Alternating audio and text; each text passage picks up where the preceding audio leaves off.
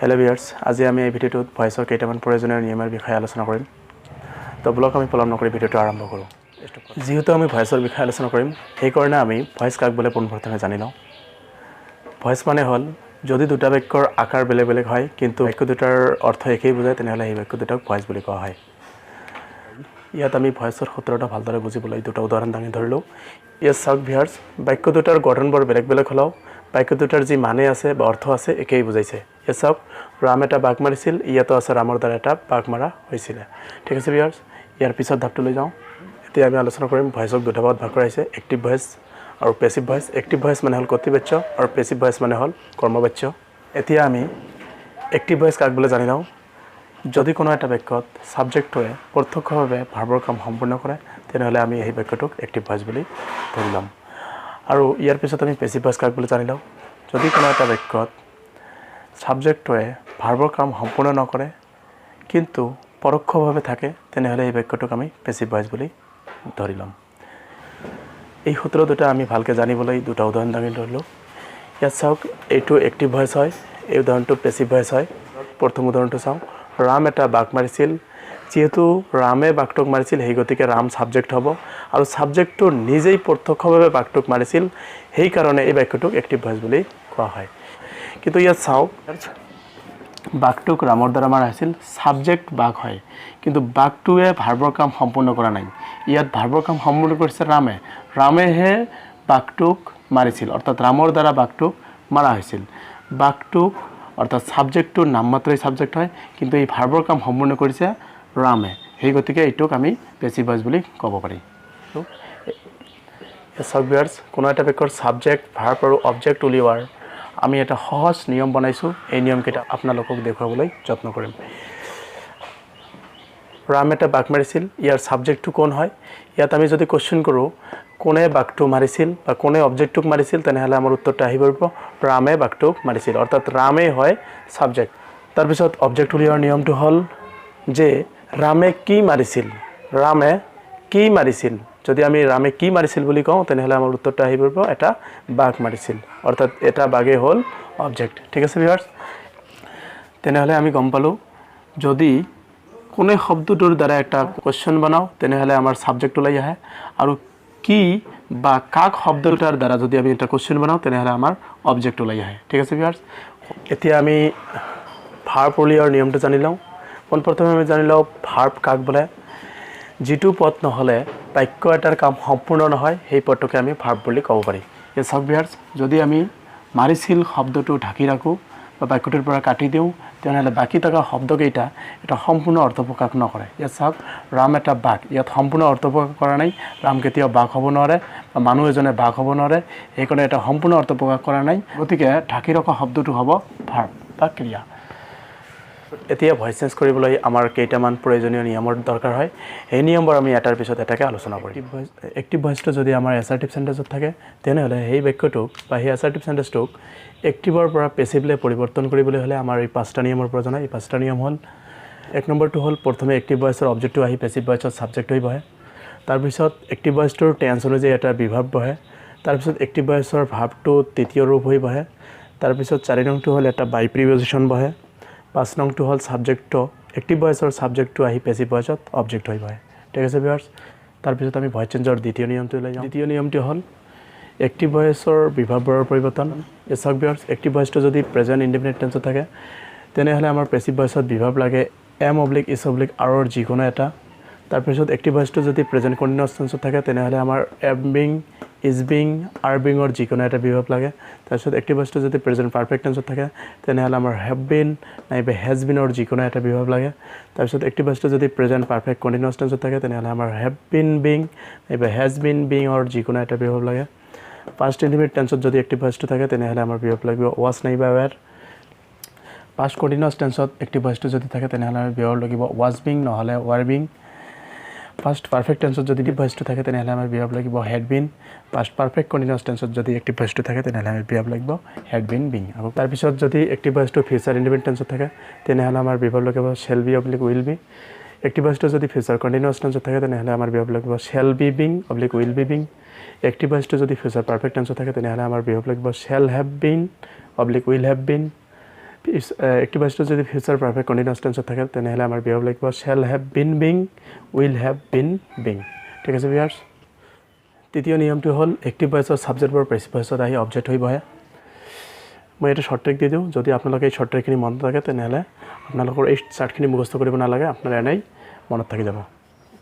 চাওক ভিউয়াৰ্ছ পোনপ্ৰথমে আমি প্ৰতিটো একটিভ ভয়েসৰ যিটো ছাবজেক্ট আছে এই ছাবজেক্টবোৰক অসমীয়ালৈ অনুবাদ কৰোঁ আই থাকিলে মই হয় উই থাকিলে আমি হয় ইউ থাকিলে তুমি হি থাকিলে তেওঁ সি থাকিলে তাই দে থাকিলে সিহঁত নাম থাকিলে নামে থাকে চাওক ভিউয়াৰ্ছ এই অসমীয়া ৱাৰ্ডটোক আমি কযুক্ত কৰি লওঁ মই ইয়াত কযুক্ত কৰিলে মোক হ'ব আমি কযুক্ত কৰিলে আমাক হ'ব তুমি তোমাক হ'ব তেওঁ তেওঁক হ'ব তাই তাইৰ হ'ব সিহঁত সিহঁতক হ'ব আৰু নাম থাকিলে নামে হ'ব ইয়াত চাওক ভিউয়াৰ্ছ মই মোক হ'লে ইয়াৰ ইংৰাজী ৱাৰ্ডটো মি হয় তো আমি আমাক হ'লে ইয়াৰ ইংৰাজী ৱাৰ্ডটো আছ হয় তুমি তোমাক হ'লে ইয়াৰ ইংৰাজী ৱাৰ্ডটো ইউ হয় তেওঁ তেওঁক হ'লে ইয়াৰ ইংৰাজী ৱাৰ্ডটো হিম হয় তাই তাইক বা তাইৰ হ'লে ইয়াত তাইক হ'ব তাইক হ'লে ইয়াৰ ইংৰাজী ৱাৰ্ডটো হাৰ হয় সিহঁতৰ ইংৰাজী সিহঁতক হয় সিহঁতকৰ ইংৰাজী ৱাৰ্ডটো দেম হয় নাম থাকিলে নামে বহিব ঠিক আছে ভিউয়াৰ্ছ চাওক ভিউয়াৰ্ছ আমি এটা একটিভ ভয়েস ল'লোঁ ৰাম কিলছ এ টাইগাৰ আমি যিকোনো এটা বাক্য একটিভৰ পৰা পেছিভলৈ পৰিৱৰ্তন কৰাৰ আগত পোনপ্ৰথমে জানি ল'ব লাগিব যে ভয়েসটোৰ ছাবজেক্ট কোন হয় ভাৰ্ব কোনটো আৰু অবজেক্ট কোনটো হয় ইয়াত চাওক ভিউয়াৰ্ছ ৰাম কিলছ এ টাইগাৰ ৰামে এটা বাঘ মাৰে ইয়াত চাওক ভিউয়াৰ্ছ যিহেতু ৰামে মানে এইটো ছাবজেক্ট হ'ব যিহেতু এটা বাঘ মাৰে এইটো অবজেক্ট হ'ব আৰু যিটো কিল হয় ইয়াত কিলছ আছে এইটো ভাৰ্ব হ'ব চাওক ভিউয়াৰ্ছ কিলছ ভাৰ্ব হয় কিয়নো কিলছ কিল শব্দটো যেহেতু ভাৰ্বৰ লিষ্টত পাওঁ সেই গতিকে আমি কিলটোক ভাৰ্ব বুলি ধৰি ল'ম ঠিক আছে ভিউয়াৰ্ছ ইয়াৰ পিছত আমি টেন্সটো ধৰি লওঁ যদি কোনো এটা বাক্যৰ দ্বিতীয় ৱাৰ্ডটোৰ লগত যদি এছ বা ইএছ লগা থাকে তেনেহ'লে এই বাক্যটো আমাৰ প্ৰেজেণ্ট ইনডিফিনিট টেন্স হ'ব আমি এই বাক্যটো পেছিভলৈ পৰিৱৰ্তন কৰোঁ এই চাওক ভিউয়াৰ্ছ পোনপ্ৰথম নিয়মটো কি আছিল একটিভ ভয়েসৰ অবজেক্টটো হৈ পেছিভ ভয়েসত ছাবজেক্ট হৈ বহে একটিভ ভয়েসৰ অবজেক্টটো যিহেতু এই টাইগাৰ আছে আহি অবজেক্ট হৈ বহিল তাৰপিছত টেন্সটো যিহেতু প্ৰেজেণ্ট ইনডিফিনিট টেন্স আছে সেই গতিকে আমাৰ প্ৰেজেণ্ট ইনডিফিনিট টেন্সত বিহেভ লাগিব এম ইজ আৰৰ যিকোনো এটা ইয়াত চাওক ছাবজেক্টটো যিহেতু থাৰ্ড পাৰ্চন ছিংগুলাৰ হয় সেই গতিকে আমি ইয়াত ইজ বিভাগটো বহুৱাম তাৰপিছত মেইন ভাৰ্বটো থাৰ্ড ৰূপত বহে মেইন ভাৰ্বটো থাৰ্ড ৰূপ হৈ বহিল তাৰপিছত বাই শব্দ বহে তাৰপিছত ছাবজেক্টটো গৈ পিনে একটিভ ভয়েসত অবজেক্ট হৈ বহে চাওক ভিউয়াৰ্ছ আকৌ কৈ দিওঁ পোনপ্ৰথম নিয়মটো আছিল কি একটিভ ভয়েসৰ অবজেক্টটো আহি পেছিভ ভয়েসৰ ছাবজেক্ট হৈ বহে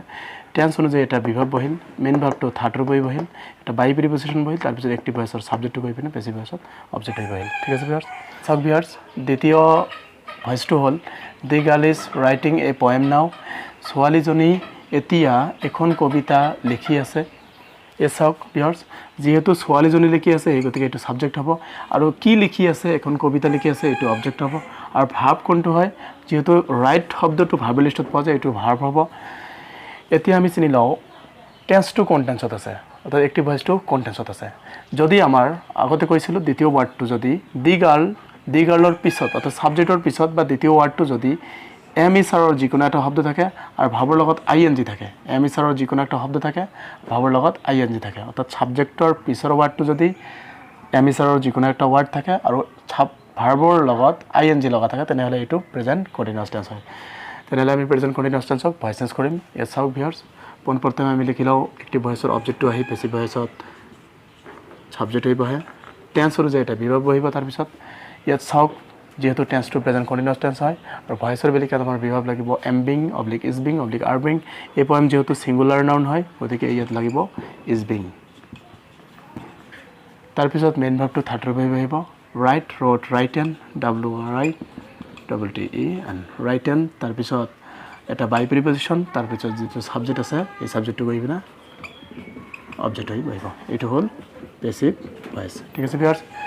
আকৌ কৈ দিওঁ একটিভ ভয়েসৰ অবজেক্টটো আহি পেছিভ ভয়েসৰ ছাবজেক্ট হ'ল টেন্স যেহেতু প্ৰেজেণ্ট কণ্টিনিউয়াছ টেন্সত আছে সেই গতিকে আমি ইজ বিং বহালোঁ তাৰপিছত মেইন ভাৰ্বটো থাৰ্ড ৰূপ হৈ বহিল এটা বাই প্ৰিপজিশ্যন বহিল তাৰপিছত একটিভ ভয়েসৰ ছাবজেক্টটো গৈ পিনে পেছিভ ভয়েসত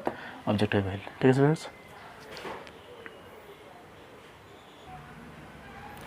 এই চাওক ভিউয়াৰ্ছ আন এটা একটিভ ভয়েস ল'লোঁ এই চাওক we have finished the work just now আমি এইমাত্ৰ কামটো শেষ কৰিলোঁ এই বাক্যটো আমাৰ কোন টেন্সত পৰিব এই বাক্যটোৰ যেহেতু আমি কামটো কৰিলোঁ সেই গতিকে এইটো সাবজেক্ট হ'ব আৰু কি কৰিলোঁ কামটো কৰিলোঁ এইটো অবজেক্ট হ'ব তাৰপিছত ফিনিশড যেহেতু আমাৰ ভাব লিষ্টত পোৱা যায় এইটো ভাৰ্ব হ'ব এতিয়া আমি টেন্সটো জানি লওঁ কোন টেন্সত আছে ইয়াত চাওক যেহেতু দ্বিতীয় ৱাৰ্ডটো সাবজেক্টৰ পিছৰ ৱাৰ্ডটো হেভ নাইবা হেজ তাৰ ভিতৰত এটা আছে আৰু মেইন ভাৰ্বটো থাৰ্ড ৰূপত আছে বা ভিতৰি হৈ আছে আৰু এটা জাষ্ট নাও শব্দ আছে সেই গতিকে এই বাক্যটোক আমি প্ৰেজেন্ট পাৰফেক্ট টেন্স বুলি ধৰি ল'লোঁ এই এক্টিভ ভয়েসটোক আমি ভয়েস চেঞ্জ কৰি দেখুৱাম চাওক ভিউয়াৰ্ছ যেহেতু প্ৰথম নিয়মটো হ'ল এক্টিভ ভয়েসৰ অবজেক্টটো আহি পেছিভ ভয়েসত সাবজেক্ট হয় দ্য ওয়াৰ্ক তাৰপিছত টেন্স অনুযায়ী বিভাগ যেহেতু হেভ হেজ আছে প্ৰেজেন্ট পাৰফেক্ট টেন্স হয় সেই গতিকে আমাৰ দ্য ওয়াৰ্কৰ লগত হেজ বিন এটা কথা মনত ৰাখিব ভিউয়াৰ্ছ যদি টেন্সটো পাৰফেক্ট টেন্স হয় প্ৰেজেন্ট পাৰফেক্ট নাইবা পাস্ট পাৰফেক্ট হয় তেনেহলে ভাবটো আমাৰ তৃতীয় ৰূপত এনেই থাকি যায় সেই গতিকে আমি এই ভাবটো কপি কৰি আনি ইয়াত বহুৱাই দিলোঁ FINISHED ফিনিশড তাৰপিছত এটা বাই শব্দ তাৰপিছত উই গৈ পিনে ইয়াত আছ হৈ বহিব ঠিক আছে ভিউয়াৰ্ছ আজিৰ ভিডিঅ' আমি এইখিনিতে সমাপ্ত কৰিলোঁ ধন্যবাদ